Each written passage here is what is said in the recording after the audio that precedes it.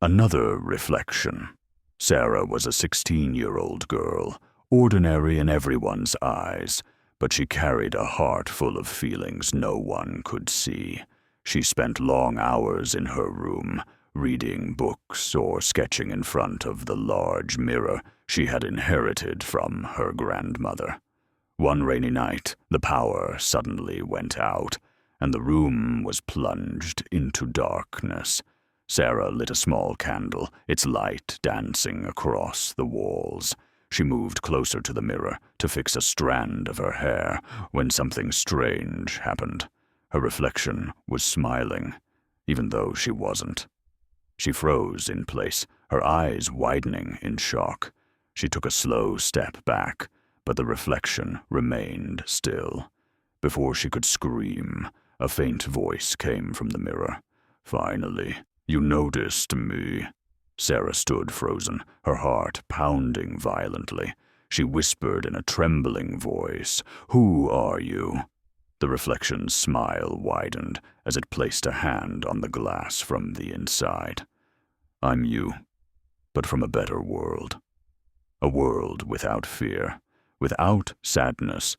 A world you deserve." Sarah swallowed hard, struggling to make sense of what was happening. "What do you want?" The other version replied in a calm yet chilling tone. "I want to set you free. Let me out, and I'll make you happy. All you have to do is touch the glass." Sarah stepped back again, her head screaming, "This isn't real. I'm dreaming." But then she heard the whispers again, deeper this time. "You're lonely here, aren't you? But with me, you'll never be alone." Days passed, and Sarah tried to ignore the mirror, but nothing was the same. Every time she entered her room, she felt the reflection watching her, smiling, nodding at her. And then, one night, after crying over a fight with her friend, she approached the mirror and asked in a broken voice, "Will you really make me happy?" The other Sarah chuckled softly, her eyes gleaming. "I swear. Just touch me." Sarah slowly raised her hand, her heart pounding wildly. She touched the glass. It was chillingly cold. Suddenly something pulled her inside. She tried to scream, but her voice was trapped.